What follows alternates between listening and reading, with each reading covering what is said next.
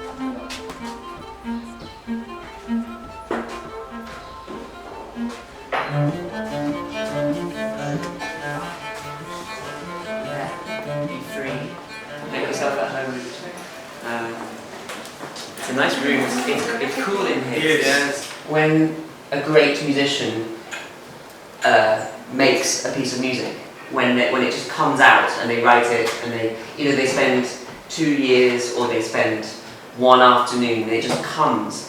They're not thinking, and this could be Beethoven or it could be Bob Dylan or it could be an Egyptian musician. They're not thinking, I'm writing classical music or I'm writing Egyptian pop. Like, let's say you have an idea for a sound or a musical moment. And then somebody says it's impossible. It's not true. There's always been a way, and I can think of so if I was to say it's impossible to play this note at the same time as this note, you can't do that. Like, how could you possibly play both of them? But actually, you can, because I found a way, and there was a line and a discipline from the 80s. There was a French-Canadian cellist who developed a technique, and it was really mad, but no one said it was possible, but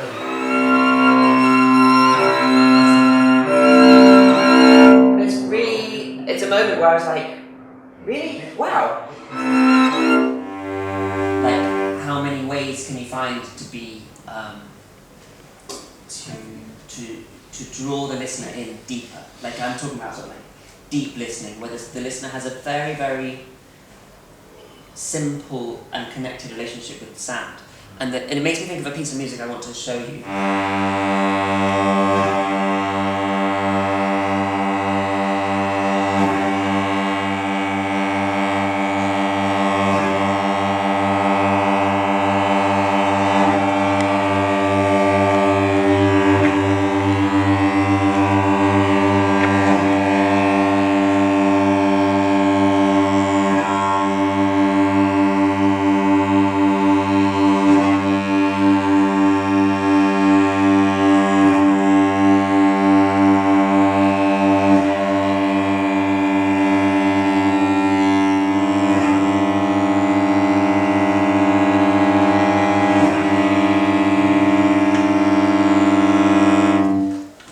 Yeah, what I'm trying to demonstrate is the colours. Within a single sound, within a single tone, there's a whole spectrum of colours, which if you give it enough time and if you focus the listening on, and yeah, I'm interested in the rhythm, the internal rhythm. I hear the waves, you know? Yeah. I know, and that's what I'm interested in, these beatings. We could try a group improvisation as well. Like we could join in so you don't feel alone. We haven't talked about that yet, but I would like to talk about how to respond. Absolutely. We're recording this, right? Because I want to take it home.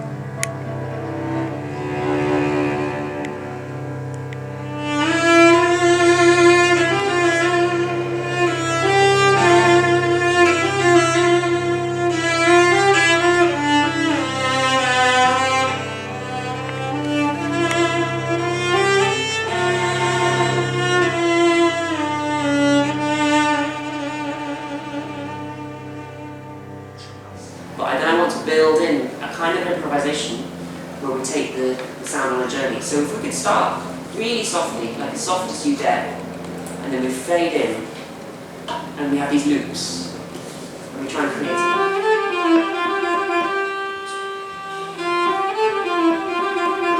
something like that.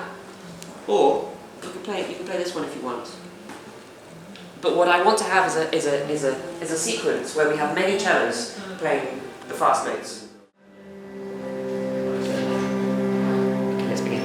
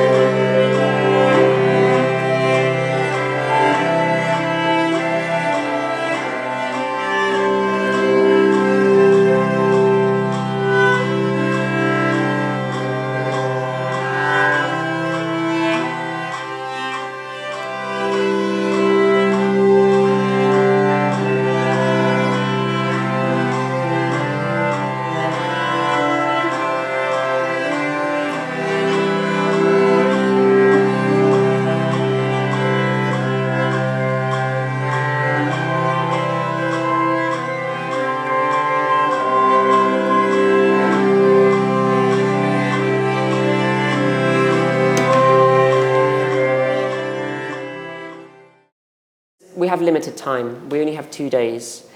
And I want to move quickly into a place where we're not judgmental of each other. And also those details are going to have to be spontaneous. Like we're going to put some big milestones and some big structure, but no, everyone's innate musicianship is the beauty of just being very still, and you can and music has a kind of discipline that everybody obeys. The performers obey the task, which is to over a period of time make certain sounds, and then the audience are also entering into a kind of commitment. Okay. I knew that you did something like similar to this in other places all over the world with different cultures and different kind of musician. What do you see in this musician this time in this workshop?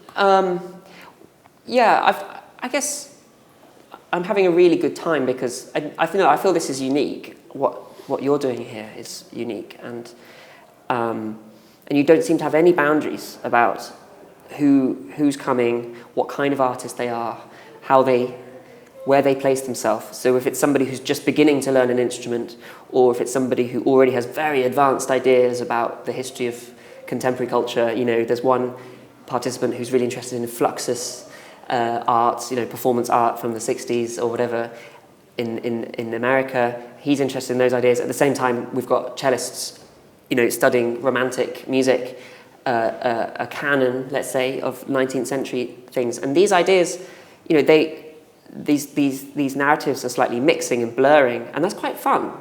So what you've done here is good, particularly because I'm working with Egyptian cellists, and for me to see how those methodologies are playing out. Also, something about this blending, and also this building is telling me certain things. There's something that's really romantic and sort of, but also crumbling, and also there's this amazing energy in this building to try and get this building going again, like a new culture, a new energy about like space. So space is always in a big city. It's a premium. No one has anywhere to work. It's too expensive in most big cities. So you have this safe space to be not judged, not criticized, and then the architecture itself is starting to tell us about what we're doing with cellos. So cellos has this kind of Gothic, almost 19th century kind of emotional aspect. Often the way it is taught, you have all this melancholic music, or there's a sound to the cello which is warm and often melancholic or sad, and it's a singing sound. And then we've got some electric guitarists and sound artists, really great ones, very sensitive, very open-minded, who are coming in to just put the cellos in a context. Like, I've written this piece that's meant to be a bit open, but I want this idea that the romantic melodies, like this building, can fill all the spaces, but then something about them is crumbling or deteriorating over time. So we will leave more gaps, or the sound will get thinner, or become more ghostly over time. And the guitarist, Khaled, is doing that amazingly. He's covering our sound in a sort of rich harmonics and noise to make us sort of like submerged. Do you think people in UK, also the audience, they are a little bit used to this style of music, or I think it's a global thing as well? This maybe. I mean, I'm trying to keep it varied tonight. Like, I've got the sound. I've got a singer who is also my wife. She's part of. I've got her sort of. Her voice is floating in from a far away place, and I've got the things I do with various types of bow and different tunings and certain like improvisations that I'll do in front of the audience, because I need to respond. I feel it's natural just to respond to the moment, just to improvise a bit. But then I also play familiar things like Bach. I'll play some like 18th century music, which maybe is less familiar to some people, but for some people it will create an instant familiarity or a resonance of like, oh, they might say, I'm aware of this. I know what this is. This is an old friend, or this feels familiar. And that's nice that you both provoke and you push people in a direction, and you give them music that makes them uncomfortable or disquieting, so like challenging their status quo, but also you give them something that sort of soothes them and massages that relationship.